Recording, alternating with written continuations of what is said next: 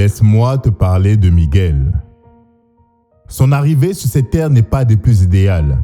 Fruit d'un adultère, sa mère a une relation extra-conjugale et son beau-père ne veut pas d'un enfant qui n'est pas le sien. Miguel est donc confié à sa grand-mère, à un âge où on a plus que besoin d'une présence maternelle. Il n'a que 3 ans. Sa grand-mère, sur qui le petit Miguel pense pouvoir s'appuyer, fraîchement veuve, sombre malheureusement dans l'alcool. Elle est souvent retrouvée ivre par terre dans les rues. Grandissant dans ce contexte, Miguel abandonne très vite les études et succombe aux vices de ce monde. Se sentant livré à lui-même, il quitte le cocon familial à 17 ans et va fréquenter ceux que la société qualifie d'infréquentables. Des braqueurs, des dealers et j'en passe. Hélas, il se met lui aussi à consommer toutes sortes d'alcool et de drogue. Mais tout ne semble pas si sombre pour Miguel. À 18 ans, il obtient un emploi dans un magasin de chaussures tout en menant une double vie. Il est accro aux drogues dures et très vite, malgré son salaire, il se met à y voler des chaussures pour financer sa consommation grandissante. Vivant en apparence, Miguel est pourtant comme mort. Il pense pouvoir combler ses blessures, ce vide affectif, par toutes sortes d'excès. Boîte de nuit, alcool, drogue, prostituée. Une vie de débauche qui pourtant ne suffit pas à combler le vide. Comme une lueur d'espoir, Miguel rencontre une femme et décide de quitter son quartier pour aller vivre avec elle. Il pense ainsi pouvoir donner un nouveau départ, un nouveau souffle à sa vie. Mais la douleur d'une blessure non cicatrisée demeure. L'abandon de ses parents est trop présent dans son esprit. Cette peur de revivre un rejet, ce qu'il considère comme une trahison, a créé en lui une vraie peur de l'engagement. Les infidélités se succèdent aux actes d'irresponsabilité et dans ce nouveau quartier aussi, il rencontre d'autres dealers. Commence alors la descente aux enfers. Son employeur fait faillite et Miguel subit un licenciement économique. Miguel devient ce qu'on appelle un RMiste. Ses revenus diminuent considérablement alors que sa consommation de drogue augmente de manière exponentielle. Les calculs ne sont pas bons pour lui. Et dans le désespoir de l'addiction, il va confier la gestion de sa carte bleue à un dealer. Leur marché est simple. Sur les 450 € de RMI que touche Miguel, le dealer garde 430 € pour financer sa consommation et lui remet 20 € pour qu'il tienne jusqu'au mois prochain. Mets-toi 2 minutes à la place de Miguel. Alors que les choses ont mal commencé, il a essayé tant bien que mal de se frayer un chemin. Il avait un boulot, une compagne. Il a même déménagé pour se donner une nouvelle opportunité. Mais ça n'a pas été assez. À croire que les autres ont le droit de vivre, mais pas lui. À croire que les autres ont droit au bonheur, mais pas lui. Miguel est dans une spirale dont il ne voit pas d'issue. Il est épuisé, à bout de souffle. Comme toi aussi, tu peux l'être dans cette situation dont tu as du mal à te sortir. Cette situation dans laquelle tu sembles emprisonné, qui te pèse et tu te sens épuisé, à bout de souffle. C'est difficile, mais les choses s'empirent pour Miguel. Son état de santé se dégrade. Il a un poids de plus en plus lourd pour sa compagne. Il se met à nettoyer des poubelles pour gagner quelques sous, puis à voler pour pouvoir s'acheter de la cocaïne. Il perd petit à petit ses amis, les infréquentables. Entre suicide, assassinat, overdose, sida, son cercle d'amis se restreint.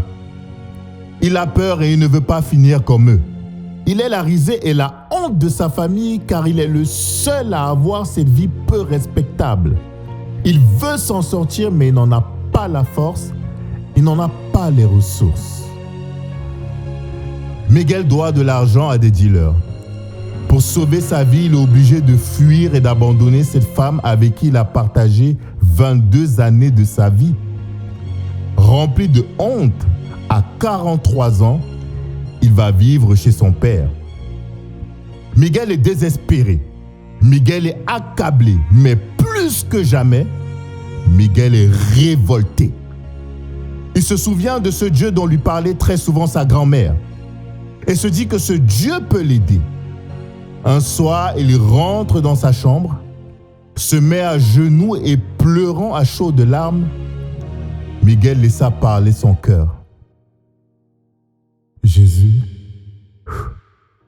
je suis loin d'être parfait et je te prie de me pardonner. Je veux m'en sortir, mais je ne sais pas comment faire. Je t'en supplie, ne me laisse pas dans cet état. Délivre-moi de la drogue. Délivre-moi de l'alcool. Je veux que ma situation change. Il paraît que tu peux faire des miracles. S'il te plaît, fais ce miracle dans ma vie. Telle a été la prière de Miguel. Quelques jours après, un de ses voisins lui propose de l'accompagner à l'église. Miguel accepte et pour reprendre ses mots, ce fut le jour de sa délivrance. Il explique avoir vécu une expérience extraordinaire et après cela, chose surprenante, les jours se succédaient et Miguel ne ressentait plus le besoin de se droguer. Depuis ce jour, Miguel n'a plus jamais touché à la drogue. Miguel a passé 26 ans dans le noir, 26 années d'addiction. Et la fin de son histoire aurait pu être triste. Mais là où il était enchaîné, emprisonné dans la drogue et toutes sortes d'addictions, ses chaînes ont été brisées. Les murs de sa prison sont tombés parce que Miguel a su se révolter et prendre une décision. Je ne sais pas dans quelle situation tu te sens emprisonné comme Miguel. Je ne sais pas quel combat tu mènes, ni depuis combien de temps tu le mènes. Mais en regardant l'histoire de Miguel, je me dis que les choses peuvent toujours changer pour toi. Je me dis que ta solution est au bout de ta révolte, de ta décision. Si personne n'a pu t'aider, Miguel te dira que Jésus, lui, peut t'aider. Son nom complet est Miguel Alcan. Il a 56 ans et vit en Martinique avec sa femme et leurs 4 enfants. Il travaille aujourd'hui en partenariat avec la Croix-Rouge française, les hôpitaux et différentes structures pour la réinsertion des personnes en difficulté. Il a rencontré plusieurs hommes politiques et personnalités et a reçu plusieurs distinctions en guise de reconnaissance pour ce qu'il fait. Très actif dans le milieu associatif, il distribue chaque semaine 500 repas aux plus démunis. Il est aussi devenu prédicateur au CRC Caraïbes. Et à ceux qui le rencontrent, pour expliquer ce qu'il a vécu, Miguel aime dire ce verset de la Bible où Dieu dit « Je vous aspergerai d'eau pure et vous serez purifiés. Je vous purifierai de toutes vos impuretés et de toutes vos idoles. »